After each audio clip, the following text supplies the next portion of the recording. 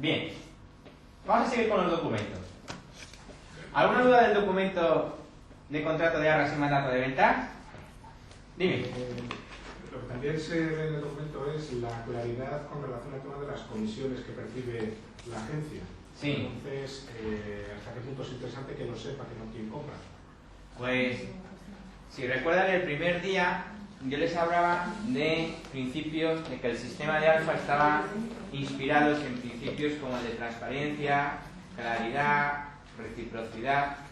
Esto que parece muy bonito, muy idílico, parece en el fondo literatura, es algo práctico, y lo estamos viendo en los propios documentos. ¿Por qué voy a ocultar yo lo que me va a pagar a mí el vendedor? ¿Puede haber casos donde al vendedor no le guste que eso figure en un contrato que firma con el que... Bueno, pero habrá casos especiales en que por las circunstancias del caso y por exigencias de los clientes, pues lo tengan a lo mejor que quitar. Pero eso es un caso excepcional. La regla general es utilizar el documento como lo hemos visto. ¿De acuerdo? Es una manera también, si se dan ustedes cuenta, de alguna manera de dignificar nuestra propia profesión, ¿no? No tenemos que ocultar absolutamente nada, no estamos robando a nadie, no estamos cometiendo ningún atropello, estamos trabajando y estamos realizando nuestro trabajo. Y además, lo que percibirá el comprador en todo caso en ese documento, cuando lo lea, es que el que nos paga los honorarios, ¿quién es? El que lo compra. El vendedor. El que lo compra, el que lo paga. A ver, dice la compañera Sí, que nos lo explique eso. ¿Te lo enseño yo? Hablamos de Tecnocasa. ¿Te lo enseño yo? Hace muy poquito. Jurídicamente lo paga el vendedor. Esa es una idea que a lo mejor no he resaltado. Vamos a ver. ¿Estamos todos de acuerdo en que a mí me paga el que se obliga al pago en el contrato? ¿Sí? ¿Hay alguna duda de eso? Luego, ¿entonces me paga quién? El vendedor. Ahora, ¿qué sucede en la práctica? En la práctica, lo que sucede es que el vendedor me paga con el dinero que recibe del comprador. ¿Pero por qué él decide pagarme con ese dinero? Porque podría pagarme con otro dinero que tuviese, por ejemplo, en una cuenta en las Islas Fiji. Oye, por cierto, ¿y al notario, el vendedor, con qué le paga? Si tuviera que pagar notario, ¿con el dinero también que le da el comprador? Entonces también separamos los gastos de notaría, por ejemplo. Y si el vendedor tiene que pagar una lavadora, que lo tiene ya previsto el que tiene que hacer ese pago, también lo contemplamos eso en el contrato. Decimos, por un lado, precio de venta, tanto, pero hay que descontar los honorarios, el gasto de registro, la lavadora que debo, la beca del niño.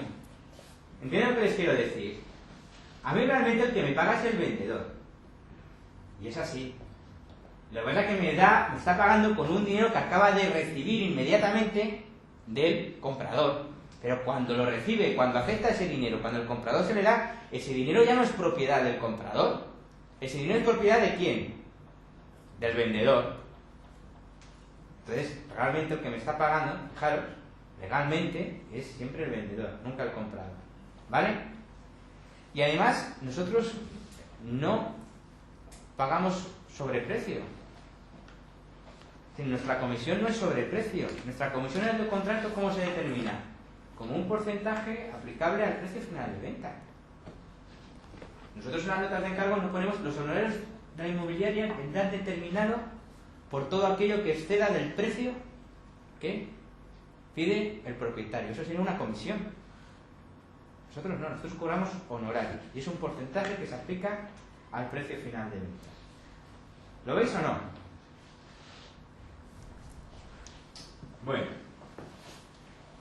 mirad, el otro contrato de arras que tenemos en el sistema de documentos alfa es lo que llamamos el contrato de arras condicional.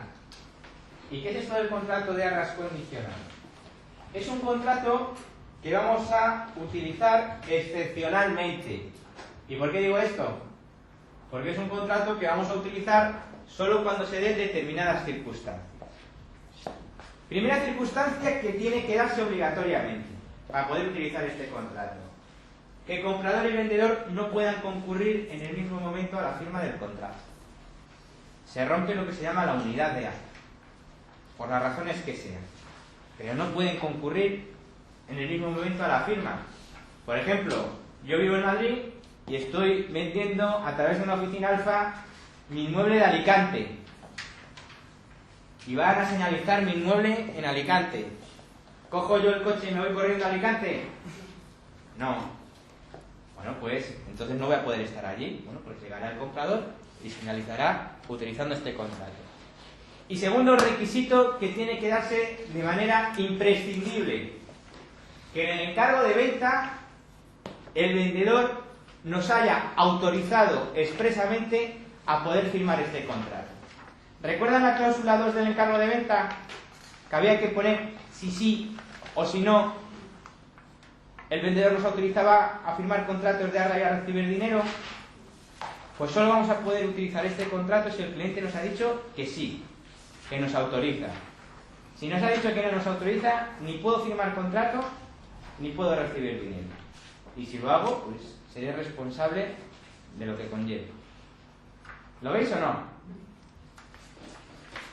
Bien, sabiendo esas premisas, vamos a ver el documento. Fijaros, de una parte, don fulanito de tal, mayor de edad, estado civil, en este caso será el comprador, y de otra parte, don fulanito de tal, mayor de edad. ¿Quién será esta segunda parte del contrato?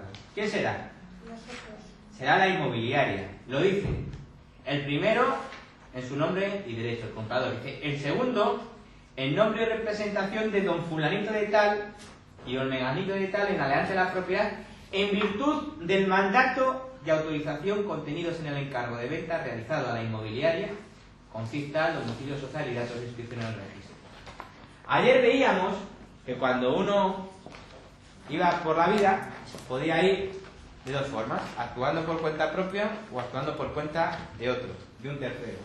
Y que cuando actuaba por cuenta de otro tenía que acreditar ese título de representación.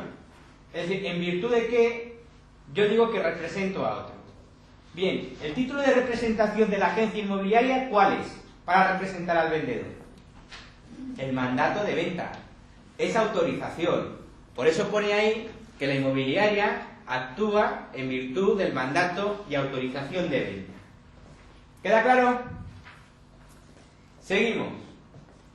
Dice, ambos se reconocen la capacidad suficiente para la celebración del presente contrato de arras o señal condicionado a la aceptación del propietario del inmueble.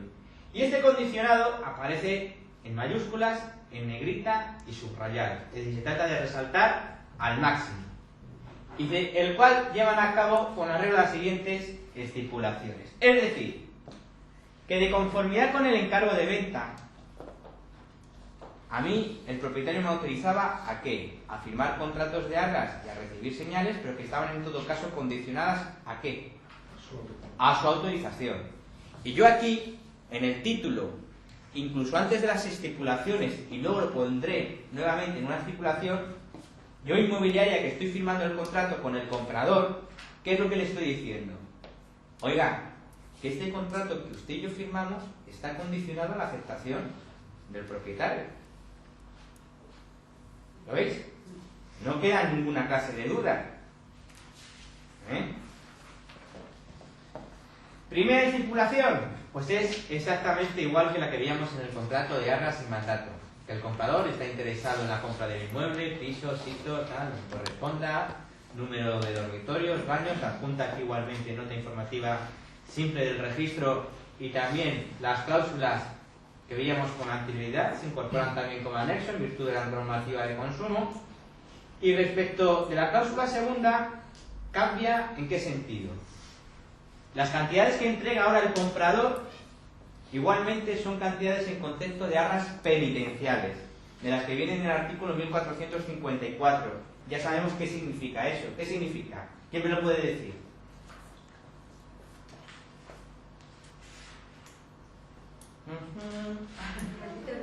A ver, ¿quién me lo dice? ¿Quién significa esto de las arras penitenciales? Significa Significa que cualquiera de los dos va a poder rescindir el contrato. Y si el que lo recibe es el comprador, pierde el dinero, y si el que lo recibe es el vendedor, lo devuelve duplicado. Pero ¿qué diferencia hay con el contrato de arras y mandato de venta? En el contrato de arras y mandato de venta, el comprador que cogía el dinero, ¿se lo daba a quién? Al vendedor, directamente. ¿Pasaba el dinero por la agencia inmobiliaria? No. Y en el contrato de arras condicionado, ¿el comprador a quién le da el dinero? ¿Al vendedor? No. Precisamente se firma este contrato porque el vendedor no está. Se lo va a dar a la inmobiliaria. Pues bien, entonces hay que dejar constancia en el contrato de ese hecho y además hay que especificar en concepto de que la inmobiliaria recepciona ese dinero. ¿De acuerdo? Por eso en la cláusula segunda del contrato se añade un segundo párrafo que dice lo siguiente, fijaros. La inmobiliaria recepciona la referida cantidad como mera depositaria del dinero, sin más obligación que la legislación vigente establece para que la actúe bajo ese concepto. Y fijaros, la de entregar a la propiedad la mencionada cantidad en el supuesto de que ésta la acepte junto con las condiciones del presente contrato. De no ser aceptada por la propiedad, le serán devueltas íntegramente a quien las hubiera entregado, es decir, al comprador.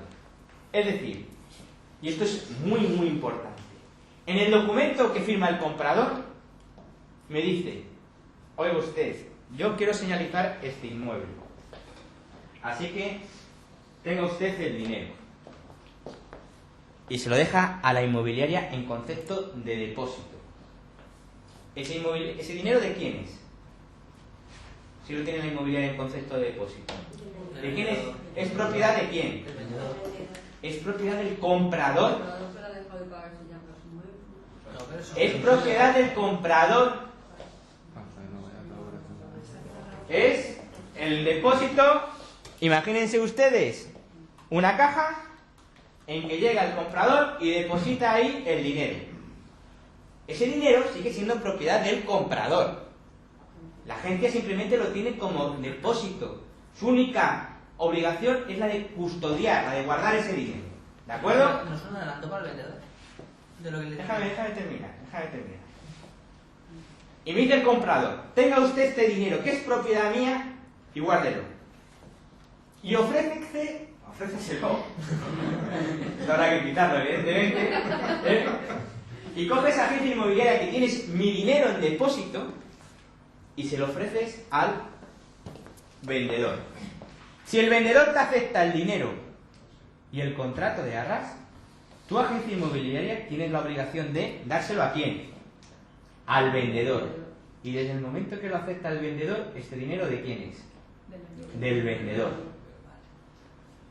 Pero puede pasar que el vendedor no acepte el dinero. Entonces, ¿qué le está diciendo el comprador a la agencia inmobiliaria? Le está diciendo: mira, ese dinero que tú tienes en depósito, ese dinero que tú le has ofrecido al vendedor, ese dinero que ha rechazado el vendedor, si lo rechaza, ¿qué es lo que tienes que hacer?